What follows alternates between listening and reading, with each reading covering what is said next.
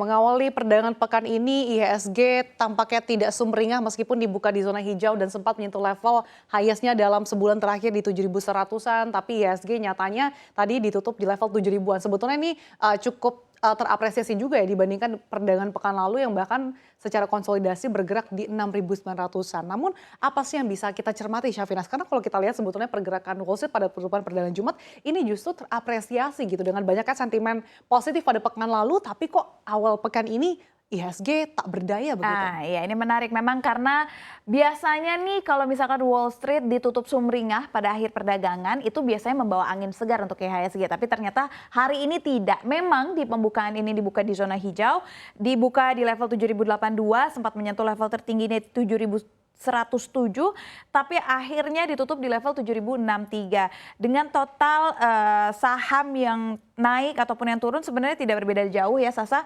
Untuk saham yang naik berada di 263 saham, yang turun berada di 251 saham, sementara yang stagnan berada di kisaran 194. Dan kalau dari segi turnover memang seperti yang tadi kita sudah sampaikan juga kepada pemirsa bahwa cukup berbeda jauh dengan pekan sebelumnya, di mana pekan sebelumnya berada di kisaran 10 sampai dengan 13 triliun, tapi hari ini pun sampai 15.04 turnovernya tercatat 9 triliun, tepatnya 9,163 triliun saja. Dan kita juga lihat bahwa sepekan lalu ini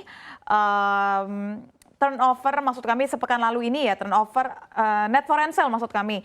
Ini yang keluar dari IHSG sebesar 1,17 triliun Sasa. Sementara yang masuk itu hanya berkisar di 329 miliar saja. Ini pengaruhnya, perbedaannya juga sangat besar. Salah satu faktornya tuh ada juga karena Piala Dunia. Tapi sebelum kita membahas tentang Piala Dunia, kita membahas dulu yang lebih krusial Sasa, yaitu perhatian para investor yang masih menanti kebijakan The Fed. Apalagi kan 14 Desember ini nanti kan The Fed akan mengumumkan lagi terkait suku bunganya, tetapi investor juga mengamati berbagai pernyataan pejabat The Fed. Salah satunya adalah sejak Kamis pekan lalu Sasa, di mana Presiden Federal Reserve dari St. Louis, James Bullard ini mengatakan dalam pidatonya bahwa tingkat kebijakan belum berada di zona yang dapat dikatakan aman atau cukup untuk membatasi tingginya inflasi. Ini artinya sudah memberikan sinyal nih, kenaikan suku bunga ini masih belum bisa mengatasi inflasi. Tidak hanya datang dari beliau, tetapi dari The Fed Boston, Susan Collins juga mengatakan bahwa dengan sedikit bukti tekanan harga berkurang, contohnya harga penjualan rumah dan sebagainya, The Fed mungkin perlu memberikan kenaikan suku bunga sekitar 75 basis poin lagi ketika berupaya mengendalikan inflasi. Ini lagi-lagi nih sinyal untuk menaikkan suku bunga lagi yang akan dilakukan oleh The Fed. Dan nggak berhenti sampai di situ juga pemirsa, Powell juga menambahkan untuk bisa menghindarkan perekonomian Amerika Serikat dari resesi di tahun 2023, ini adalah pekerjaan yang sangat berat sebab suku bunga masih perlu dinaikkan tinggi guna meredam inflasi. Dari adanya pernyataan-pernyataan ini maka keluarlah konsensus yang melihat bahwa The Fed ini masih akan menaikkan dalam kisaran 50 sampai dengan 75 basis poin pada pertemuan selanjutnya. Jadi ini mungkin yang juga masih menjadi pertimbangan para investor salah satunya. Ya, meskipun melandai tapi tampaknya masih cukup agresif di 50 basis poin. Dan lagi-lagi meskipun kalau kita lihat secara tren begitu ya inflasi Amerika Serikat baik dari segi IHK maupun IHP ini sebenarnya sudah mulai melandai. Tapi lagi-lagi The Fed selalu menegaskan, selalu memberikan sinyal kalau akan tetap berada dalam koridor menekan inflasi dengan menaikkan suku bunga acuan. Bahkan diperkirakan kenaikan suku bunga acuan ini masih akan terus berlangsung cukup panjang hingga Maret 2023. Makanya tidak heran kalau berbagai bank sentral di dunia ini turut juga untuk menaikkan suku bunga acuan mereka karena inflasi yang juga tinggi di negara mereka, termasuk di tanah air di mana Bank Indonesia ini juga cukup agresif menaikkan suku bunga acuan. Hanya dalam 4 bulan saja Bank Indonesia sudah menaikkan suku bunga acuan hingga 175 basis poin. Bagaimana kalau tanggapan Syaf terkait dengan Bank Indonesia? Iya betul, memang 7 days reverse repo rate ini masih menjadi perhatian investor juga yang saat ini sudah menyentuh angka 5,25%. Namun ternyata ini masih juga belum mampu membawa posisi rupiah kita menguat. Jadi nggak cuma inflasi yang pengen kita tekan, tetapi juga kita juga ingin membuat rupiah kita menguat. Tapi ternyata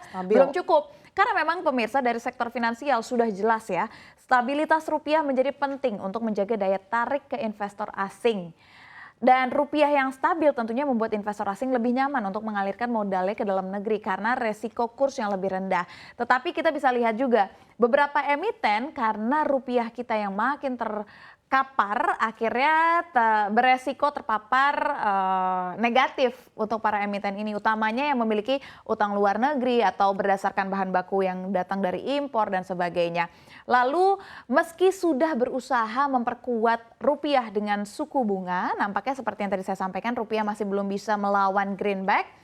Bahkan ini juga menyebabkan stok dolar dalam negeri turun. Ini juga sesuai dengan pernyataan pada pertemuannya Gubernur BI bersama dengan Komisi 11 DPR RI yang dilakukan hari ini, di mana BI menyatakan sudah melakukan intervensi dalam jumlah yang cukup besar, Sasa. Cadangan devisanya pun turun dari 139,9 miliar US dollar kini menjadi sekitar 130,1 miliar US dollar.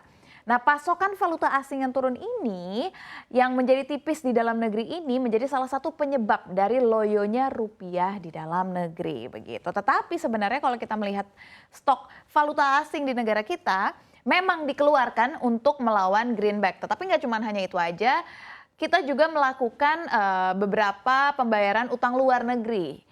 Sehingga sekarang utang luar negeri Indonesia turun, Sasa.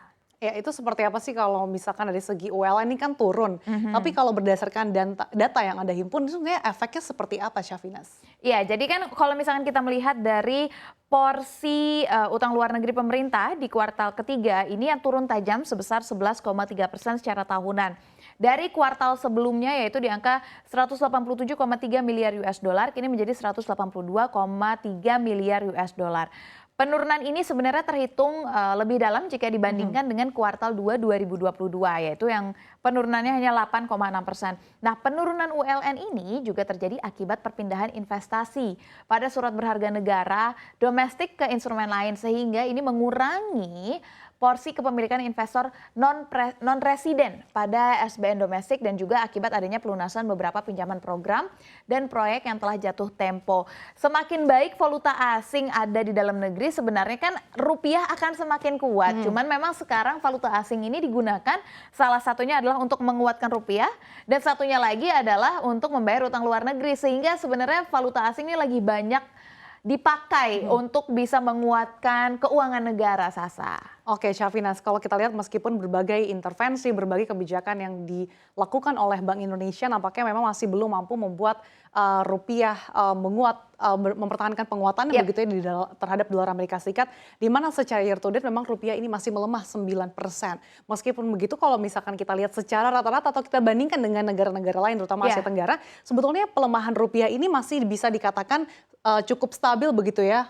Memang ini usaha Bank Indonesia untuk menstabilkan nilai tukar rupiah, meskipun kalau kita lihat tadi memang rupiah ini terus melemah, bahkan kembali lagi di level 15.700. Ini memang lagi-lagi memang sentimen global terkait dengan kenaikan suku bunga acuan yang akan diumumkan The Fed di awal tahun depan ini yang masih membuat pelaku pasar menjadi wait and see dan juga melarikan dananya ke negara-negara maju begitu, Chef. Dan makanya tidak heran kalau salah satunya tadi juga dari segi nilai transaksi perdagangan saham pada hari ini juga cukup sepi begitu, Chef. Biasanya kalau pekan lalu di kisaran 11 sampai 13 triliun, tapi tadi bahkan di bawah 10 triliun. Nah, ini jangan-jangan karena kan biasanya secara historis nih katanya sih gara-gara Piala Dunia. Nah, kalau pandangan Chef sendiri seperti apa? Sebenarnya bisa jadi ini juga dipengaruhi karena Piala Dunia ya. Karena kalau misalkan kita lihat dengan adanya Piala Dunia ini bisa membawa dampak volatilitas menjadi lebih tinggi, lalu frekuensi perdagangan juga menjadi lebih rendah. Karena apa? Karena sibuk nonton bola, Sasa. Jadi nggak sempat ataupun nggak ada waktu untuk mencermati pergerakan pasar.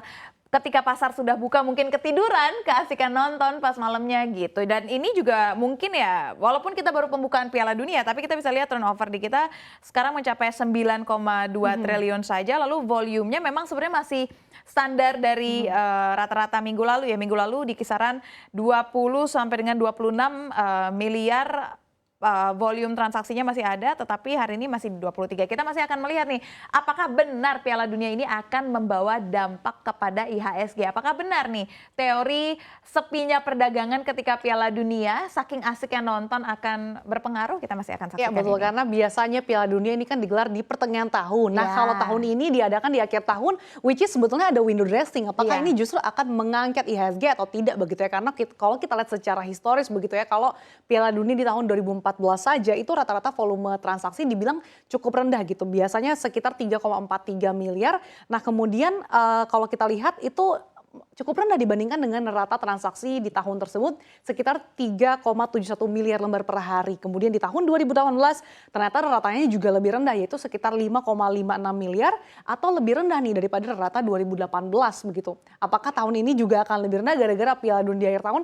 Kita akan nantikan saja, Chef. Kita akan nantikan karena ini kan masih baru pembukaan ya. Baru tadi malam kita saksikan opening seremoninya. Jadi kita masih akan menanti kurang lebih 1 bulan lagi. Ya, penggelaran sekitar sebulan kita akan lihat seperti apa nanti dampaknya dan juga tentunya kepada saham-saham yang memiliki hak siar nih. Apakah juga akan ketiban berkah dengan adanya perhelatan gelar Akbar 4 tahunan ini atau seperti apa. Tapi yang pasti Syafina's, kalau kita mencermati pergerakan IHSG hari ini dari segi sektoral, emiten teknologi ternyata ini masih menjadi emiten atau secara sektor yang memberatkan laju IHSG. Sebetulnya seperti apa sih kita bisa mencermati saham-saham teknologi dan prospeknya seperti apa? Oke, sebenarnya kalau berbicara prospek dari saham-saham teknologi ini kan nggak hanya yang berisikan startup aja ya, tetapi juga ada emiten-emiten lain yang bergerak di luar startup. Cuman memang yang masih memberatkan sektor teknologi ini adalah ramainya isu PHK ini, Sasa, yang datang dari startup. Kita lihat hari ini aja dari emiten yang bergerak startup di sini ada Bukalapak, Goto, Gojek Indonesia, Gojek Tokopedia, PT Global Digital Niaga, ini semuanya terkoreksi, bahkan Goto aja terkoreksi cukup tinggi, Sasa, di 5,41%, Bukalapak di 3,85%. Dan tadi kalau kita lihat juga secara sektoral, penurunannya cukup dalam di 1,7% untuk sektor teknologi saja. Memang sih beberapa perusahaan ini mengatakan mereka melakukan PHK ini dalam rangka menyehatkan kembali keuangan perusahaan, meningkatkan kembali profitabilitas dari perusahaan, lalu mengurangi beban-beban perusahaan. Dan PHK ini sebenarnya adalah opsi terakhir yang mereka lakukan. Bahkan ada satu perusahaan yaitu Shopee yang memang juga tidak ada di Bursa Efek Indonesia ya. Dia dalam rangka merampingkan perusahaannya itu bahkan juga melakukan pemberhentian sementara waktu dalam rangka melakukan ekspansi ke beberapa negara. Itu salah satunya. Jadi sebenarnya PHK ini nggak menjadi satu-satunya hal yang dilakukan oleh para startup ini untuk menyehatkan kembali perusahaannya. Dan sebenarnya penurunan startup-startup ini juga memang tercermin dari kinerja sektor teknologi secara menyeluruh yang hari ini pada akhir perdagangan hari ini ditutup terkoreksi.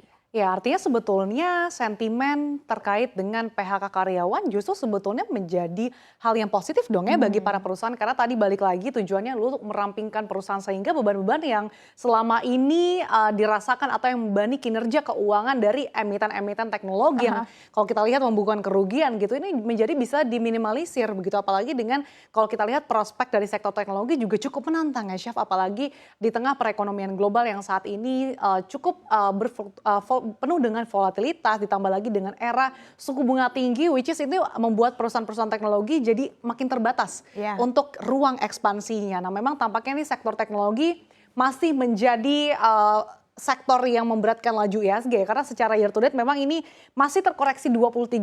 Jadi apakah ini sektor teknologi masih bisa dimanfaatkan untuk buy on weakness atau justru di hold dulu? Ini semua balik lagi disclaimer on dibalikan lagi kepada pemirsa. Sekali lagi kita tidak merekomendasikan, kita cuma membantu untuk menganalisa Chef ya. Terima kasih review perdagangan sepanjang hari ini Syafina sangat komprehensif dan